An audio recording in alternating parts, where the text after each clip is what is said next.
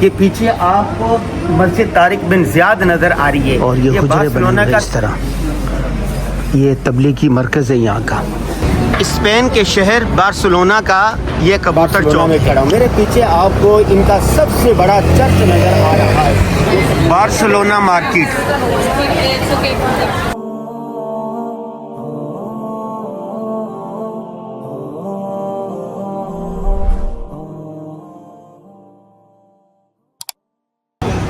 جی Spain Barcelona میں کھڑا ہوں. یہ پیچھے آپ کو مسجد طارق بن زیاد نظر آ رہی ہے. یہ بارسلونا کا تبلیغی مرکز بھی ہے. مسجد میں ہم نماز بھی پڑھیں گے اور یہاں کے جو حضرات ہیں ان سے ملاقات بھی کریں گے اور اسلامک سینٹر کا وزٹ بھی کروائیں گے. تو آئیے میرے ساتھ. بوتلیں رکھی ہوئی ہیں صاف ستھرے. یہ دیکھیں یہاں رکھی ہوئی ہے، کوئی بھی آدمی آئے صاف ستھرا پانی پیے. یہ پوری مسجد ہے. ماشاء اللہ ماشاء اللہ. مسجد کے اوقات لکھے ہوئے ہیں. ماشاء اللہ.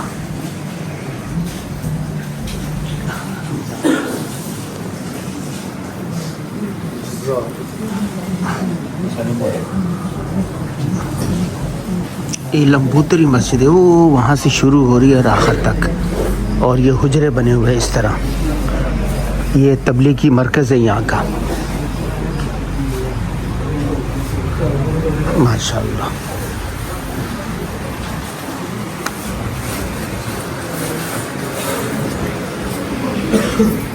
یہ نیچے آ جائیں تو اس طرح ہے. قرآن پاک کے رکھے ہوئے ہیں. یہ 2-3 سیڑھیاں اتر کے ایک منزل ہے. ماشاء اللہ. مدرسہ بھی ہے یہاں پر. ماشاء اللہ.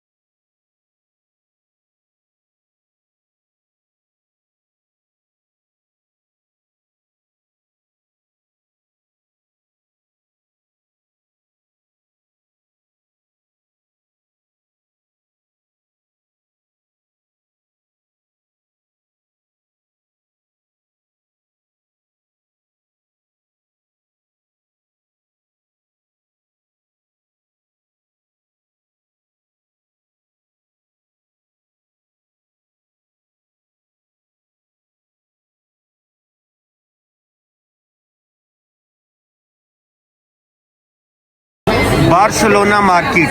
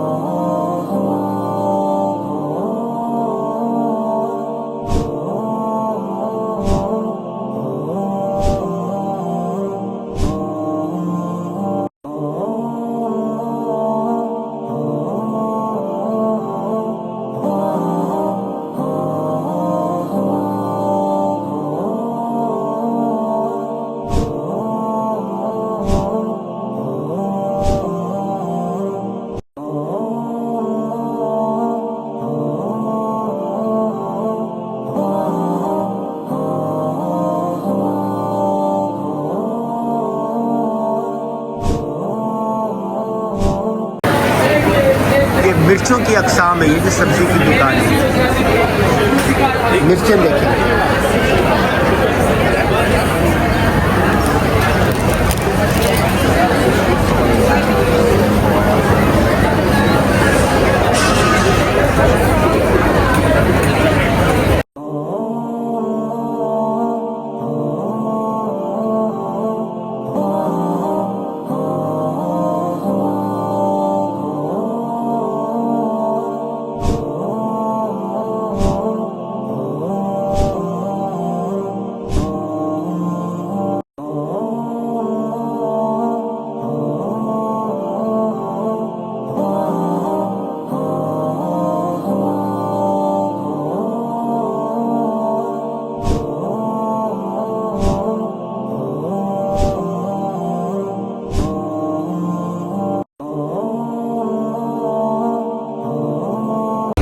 اسپین کے شہر بارسلونا کا یہ کبوتر چوک ہے.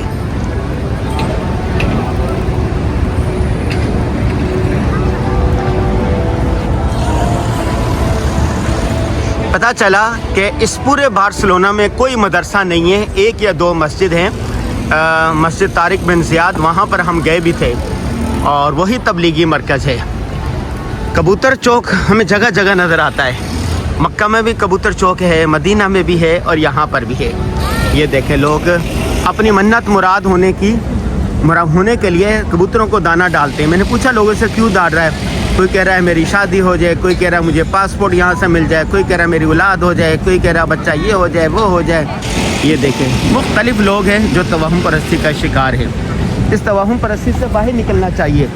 اللہ ہی مسبب الاسباب ہے. اللہم لا مانع لما اعطیت ولا معطی لما منعت. اللہ دینے والے, اللہ منع کرنے والے ہیں. ہمارے دوست بیٹھے میں لے کے آئیں, کبوتر چوک بھی دیکھنے کے لیے آ جائیں. اور یہیں پر مشہور چوک ہے, اور کولمبس کا یہیں پر مجسمہ ہے. یہی وہ اسپین ہے. یہاں سے اس وقت کے مسلم دور 900 سال مسلمانوں نے یہاں حکومت کی ہے, اور پھر عیسائی حکومت جب آئی عبداللہ فرڈینیٹ اور ملکہ عزابیلا, انہوں نے امریکہ دریافت کرنے کے لیے کولمبس کو یہیں سے بھیجا تھا. وہ یہی جگہ تھی. یہ چوک ہے, وہ اگلا چوک ہے. وہ یہ اپنے بڑوں کے جگہ جگہ مجسمے لگاتے ہیں. یہ دیکھیں مجسمے لگے ہوئے نظر آ رہے ہیں. یورپ پورا 18-20 فرق کے ساتھ ایک جیسا ہی ہے. انہوں نے اپنی قدیم یادگاروں کو, طرز تعمیر کو برقرار رکھا ہوا ہے. یہ دیکھیں قدیم طرز تعمیر ہے ان کا. جو بھی کوئی یادگار ہوتی ہے اس کو یہ محفوظ رکھتے ہیں. پھر اپنی اولادوں کو, اپنے بچوں کو, نسلوں کو, اور دنیا بھر سے آنے والے جو ٹورسٹ ہوتے ہیں ان کو دکھاتے ہیں. ٹورزم ایک بہت بڑی انڈسٹری بن چکی ہے. ملکوں کی معیشت کا دار و مدار اس پر ہے. پاکستان میں بہت اچھے خطے اور قطعے ہیں. اگر ان کو ڈیولپ کر دیا جائے, امن ہو جائے, سیکورٹی ہو جائے, تو پاکستان کی معیشت ترقی کر سکتی ہے, اور ٹورزم انڈسٹری بڑھ سکتی ہے. یہ بارسلونا کا دوسرا بڑا مرکز ہے. جی چوک ہے یہاں پر, پلیس آف کتلونیا کہلاتا ہے. یہ دیکھیں یہاں پر فلمیں شوٹ ہو رہی ہیں. یہ دیکھیں یہ سارے اداکار ہیں, یہاں پر فلموں کی شوٹنگ ہو رہی ہے. یہ دیکھیں بہت بڑی تعداد ہوتی ہے وزٹر کی. دنیا بھر کا جو ٹورسٹ ہے وہ یہیں آتے ہیں. ہاں ہوئے جس طرف آپ نظر لگاؤ تو دیکھیں, جس طرف نظر دوڑائیں ٹورسٹ ہے. ہاں یہ دیکھیں. وہ کل صبح کس چوک پر گئے تھے ہم؟ صبح جو گئے تھے جہاں کولمبس کا مجسمہ ہے. کولمبس وہ رمبلا کا نہیں, علاقے کا نام کیا تھا پورے علاقے کا؟ وہ تو تھی ان کی پورٹ. ہاں پورٹ. Barcelona port. ہاں بارسلونا پورٹ. اور یہ ابھی وہ ہے ان کا بارسلونا سی پورٹ. یہ قدیم ان کی وہ ہیں ساری عمارات. یہ جھنڈے بھی لگے ہوئے ہیں. بڑا ٹورسٹ ہے ادھر ہے. کہاں گئے ہیں؟ آگے نکل ایپل گئے. کمپنی کا دفتر ہے شاید یہاں. پورے یورپ میں بلدیہ کی طرف سے جگہ جگہ 4 باکس رکھے ہوتے ہیں, 4 ڈسٹ بین رکھی ہوتی ہیں. ایک میں کچرا ڈالا جائے, دوسرے میں کانچ وغیرہ بوتل ڈالی جائے, اور تیسرے میں کپڑا ڈالا جائے, اور چوتھی میں کوئی اور چیز ڈالے جائے. یعنی صفائی کا اس قدر اہتمام ہے کہ جگہ جگہ آپ کو اس طرح کے باکس نظر آئیں گے. یہ دیکھیں, اور پورا یورپ صاف ستھرا ہے. اسپین بارسلونا میں اس کے یہ عجائب خانہ ہے. اس میں عجیب و غریب قسم کی چیزیں رکھی ہوئی ہیں, اور مہنگا ترین ٹکٹ ہے. ٹکٹ پہلے سے لینا پڑتا ہے. یہ ساری جو لائن لگی ہوئی ہے یہ ٹکٹ لے کر اندر جانے کے لیے ہے. دیکھیں اگر کل ہم ہوئے تو ہم جائیں گے, اور اندر کیا چیزیں یہ آپ کو دکھائیں گے. چلیں. اللہ,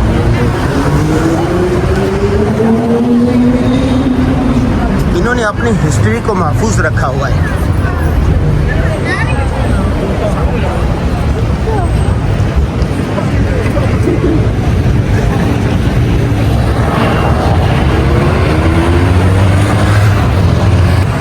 ابھی ہم جا رہے ہیں یہاں پر صدیوں قدیم ایک چرچ ہے اس کی طرف.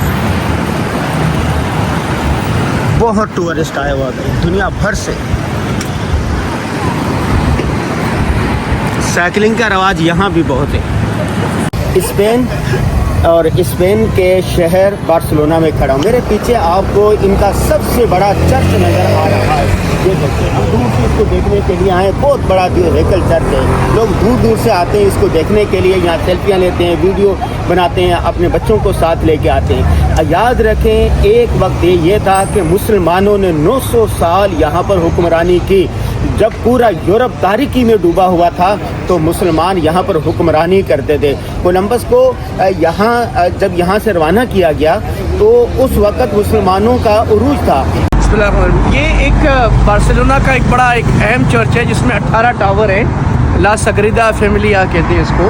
یہ اگرچہ اتنا پرانا نہیں ہے باقی جو 400-800 سال بنے ہوئے ہیں. یہ اس کو ابھی 150 سال پہلے بننا شروع ہوا ہے یہ 1880 میں, لیکن یہ ابھی تک بن رہا ہے اور یونیسکو کا ایک سائٹ ہے. ایک خاص خاندان نے بنایا تھا, بلکہ فن تعمیر کا بہرحال یہ پورے بارسلونا میں ایک شاہکار ہے باکمال. اور ابھی تک دیکھیں کرینے لگی ہوئی, یہ بن ہی رہے یہ تو یہ ہے. لیکن ایک بات جو ہے کہ ان کے چرچز میں لوگ کوئی نہیں آتے, چند بھی نہیں آتے. ہماری مساجد الحمدللہ اس شہر میں بھی ہم گئے, چھوٹی ہیں, وسائل کم ہیں, مزدوروں نے بنائی, لیکن آباد ہیں. لیکن ہمارے لیے سبق یہ اس آبادی کو برقرار کر کے, کیونکہ ہمارے یہاں ظاہری تعمیر بہت مہنگی کرنے سے زیادہ اہمیت قرآن و حدیث پر خاص امام ابو حنیفہ کے نزدیک اس کی ہے کہ مسجد اعمال سے آباد ہو اور ذکر تلاوت سے اور مسلمانوں کی جوڑ سے آباد رہے. غازی اسپین میں, اور اسپین کا دوسرا بڑا تاریخی شہر جو ہے وہ بارسلونا ہے. یہاں پر آئے ہیں تو ہمارے دوست مولانا عدنان صاحب, ناصر صاحب, ان لوگوں نے یہاں پر محفل سجائی ہے. کیمرہ مین ابھی دکھائے گا. تو ان اتنی بڑے کمیونٹی کے لوگ یہاں جمع ہیں. یہاں سے مفتی احمد عفنان صاحب کوئی خصوصی بات کریں گے, دین کی دعوت دیں گے. تو یہ دیکھیں, یہ کیمرہ مین دکھا سکے ان لوگوں کو.